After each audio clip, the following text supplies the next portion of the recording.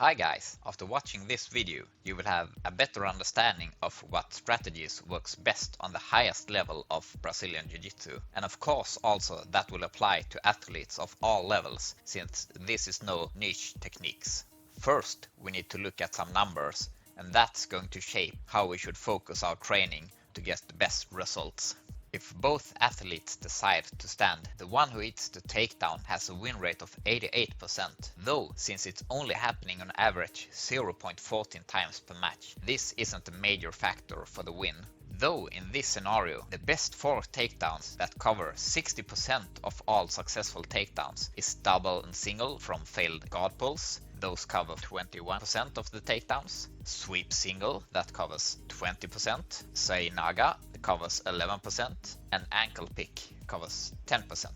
Another pro about standing is that 99.6% of the matches was won by the athlete that did manage to pass the opponent's guard. And of course that sounds very amazing, though we need to understand that this only occurred in on average 0.2 times per match, compared to sweeps that occurred 1.4 times per match on average with a win rate of 64%. That makes it almost dead even between passing the guard and sweeps for the win rates.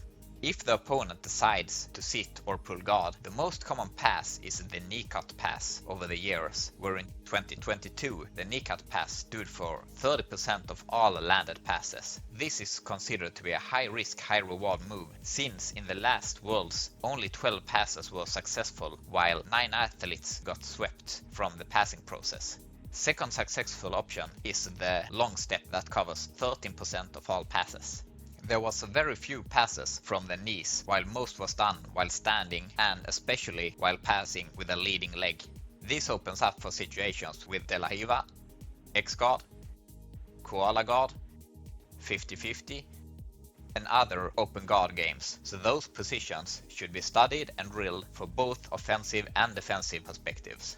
If we instead decide to pull guard, it might be a good path for people who don't have a standing background, since it's a fairly safe option to enter the ground. You spend as much time as possible in an area where you probably have trained the most, and 49% of all submissions actually came from the bottom player, while of course 51% came from the top player. But before we get into the submissions, we usually have the option to sweep the opponent, and most successful sweeps were hit from the open guard with 43% of the total sweeps, and 50-50 stood for 19% of the sweeps.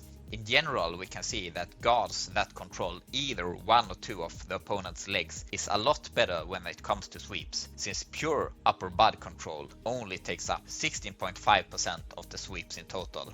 We can also see that one sweep got turned into 4 points for a back take. And talking about back takes, when it comes to submissions, the statistics talks for itself. Almost 50% of all the submissions came from the back, and the slide choke is the king, since they covered 40% of all the submissions in 2022.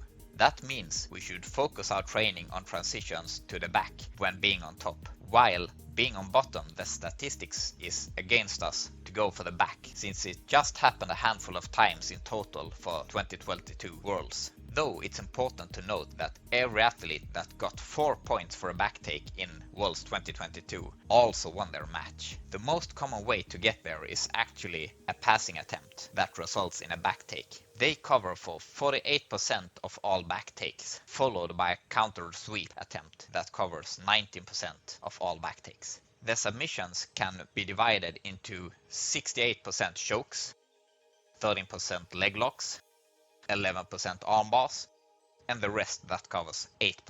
This means we need to know submissions on all areas of the body, but the data tells us that chokes is the go-to rather than breaking mechanics, so we need to focus our training on strangles. In general, we can see that 35% of matches ended in submissions. That means points is a lot more important than submissions, so takedowns, sweeps and passes is where the focus should rely on.